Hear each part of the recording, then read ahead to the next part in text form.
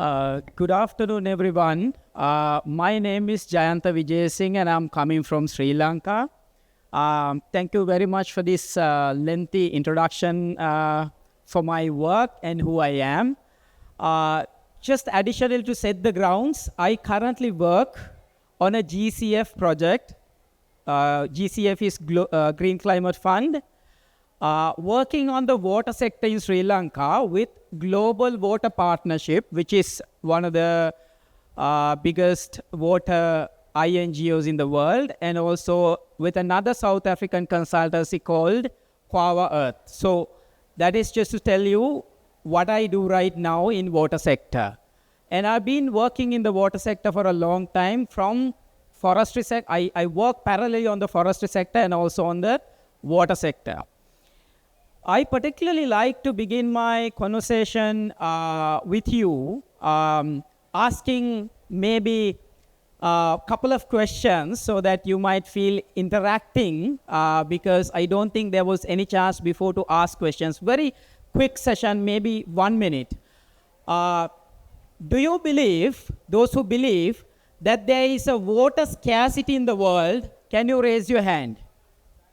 Those who believe that water scarcity in the world, there is a water scarcity. Okay, I see about 10 hands, I would say 12, maybe 15, it's increasing. I hope that it's not gonna be everybody. Okay, those who believe that there is no water scarcity in the world, can you raise your hands now? Very good. Okay, right. I see some, like putting up their hands for both. So, but it's okay. Now, the second question, the follow-up question, these are basic questions I'm asking. You will know why I'm asking these questions though, just to get you involved also, and also to set the background. What percentage of planet Earth is water? Can someone say, or just what percentage? So, okay, I get the answer here, about 70%. Okay, that's a good answer. Out of this 70%, what percentage of water is drinkable? 0.06. Exactly. Very good. Very good answer. 3%. Out of this 3%, what can we actually drink? Leaving out all the glaciers, melted, the ice and all of that. What percentage out of that 3% is actually accessible? 0.8. Okay. I have two answers, but these are very good answers. 1% and 0.3%. Yes. Something about 1%, if you really work out. Now, that is where I want to begin with. It's just about 1% of water out of all the water is available for almost 8 billion people.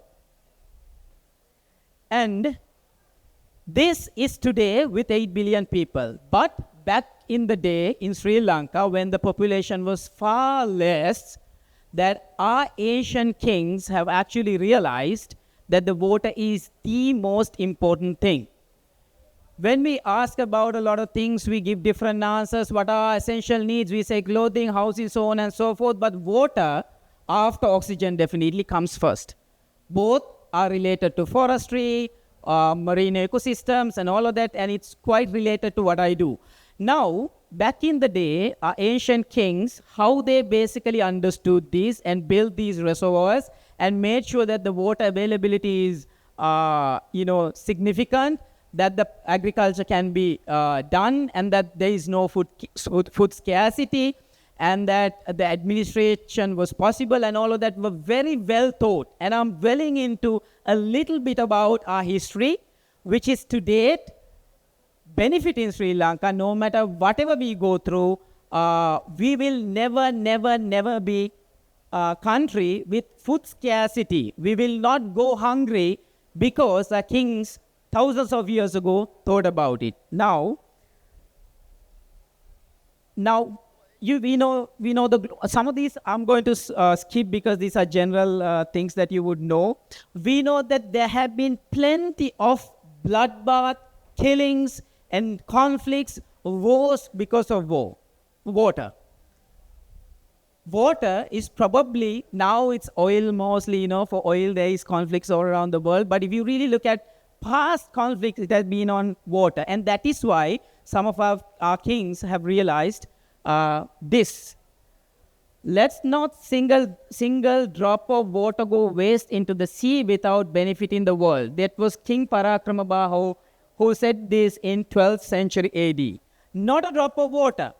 Everything that, rains and going through these rivers and various channels, streams, so on and so forth, the vision of this king was to tap everything, literally tap everything and not let it flow to the ocean.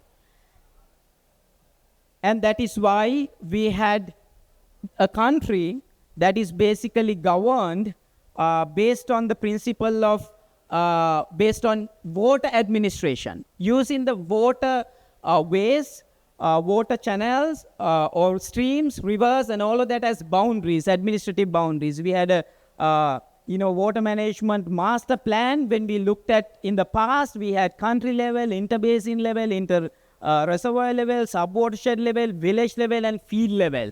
And some of the Grama Niladhari divisions, which is the smallest administrative body in the Sri Lankan administration, is also had always been demarcated with a stream, often demarcated with a stream. Stream was the boundary, and it was so important for us. And the country was divided into many parts, many provinces, or many separate states based on the water civilization back then.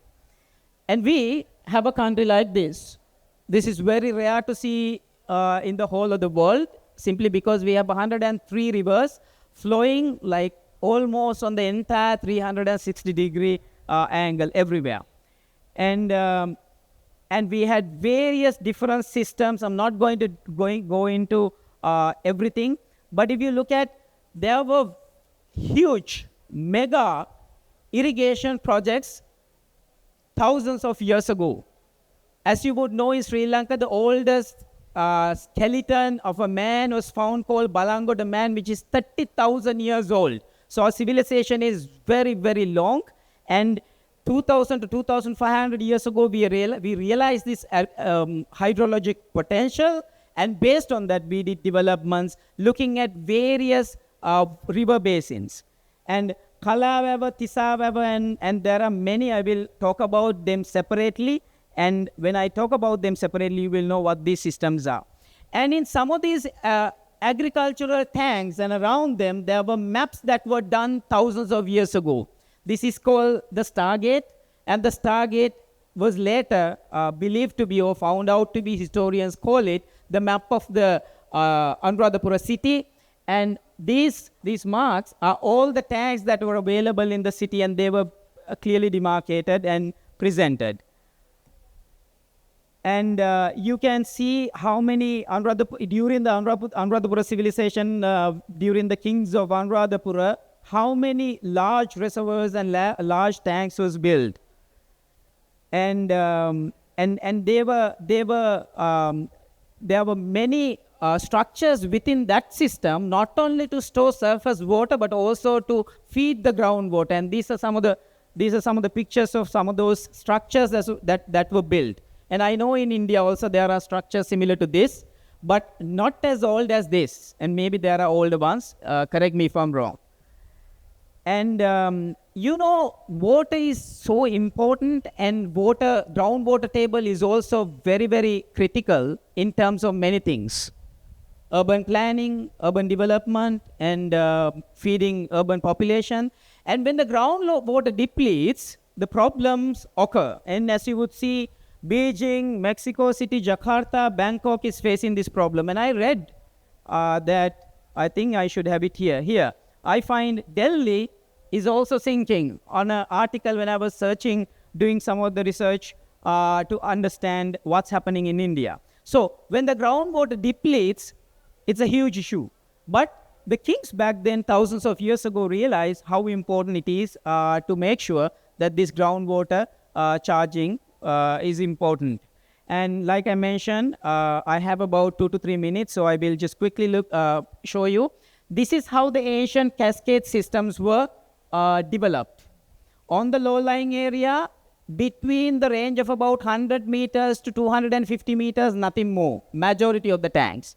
And importantly, this is very important to understand, I'm not going to look at the drainage of all the water that is raining. Most of the water we were able to tap, at least more than 50% in the past. Now, these are different cascades. I'm not going to talk about all of these different cascades because of the time limitation. You can see how many tanks, what are the cascade names, so on and so forth, how the cascades were developed. And the tank cascade system was distributed on the north central and in the southern part, feeding all the agricultural lands and the dry lands, making it possible to do agriculture and also making those lands no longer dry and making them wetlands. And there is so much of ecosystem components that were there in this, that they've looked at the catchment, sediment collection, filtration, and all of that were integrated in this cascade system, which is actually now being discussed to name as a World Heritage. So Sri Lanka's tank cascade systems currently under review to name as one of the World Heritage. Hopefully we will get it done. If that happens, it's a separate study of its own. And these are the reasons why the tank cascades were done and why the tanks were done. And best ancient irrigation systems in Sri Lanka, I'm not going to talk about it because it's going to take about another 5 minutes. But have you seen this? Those who have seen this, yes? Very nice. This has a fantastic story. But I don't have to tell you that story. This, how the water was provided all the way up to this castle, and how the castle was protected with all the water around it, and how the water was harnessed to feed this entire structure. This probably is the world's oldest rainwater harvesting system. If there is any other record in the whole world of a rainwater harvest system older than this, you can maybe correct me, but as far as I know, one of the oldest. And how they have done it is interesting. I'm running very fast because my time is up now. And these are how some of the carvings just to collect water was done back in the day. And the traces of that and how it had been done, filtration was done, collection was done through the small ponds, and then outlet canals, all of that were runoff canals. Eventually the water will be collected to feed about 9,000 people who lived and maintained the palace. 9,000 people at the time. And that is how the ancient civilization. But now we have problems. We have problems because we did not maintain the systems. We have not looked at the sustainability of these systems. We've not looked at managing water well, and that is why River Kalu, one of the biggest rivers of the 4 biggest rivers, we now have about 70% of all the water flowing out to the ocean, not collecting it on time. With that, I will conclude my presentation because of the time limitation. Finally, we can look at it many different ways. In the morning, it was discussed how a civil engineer would look like, how an environmentalist would look like, and how developmental partners would look like, how the politicians would look like. But I want you to see our tank cascade systems as something that addressed all of these needs, and that is how Sri Lanka back in the day thrived and still is not a country that's starving no matter what sort of economic recessions or downturns we go through. Thank you so much.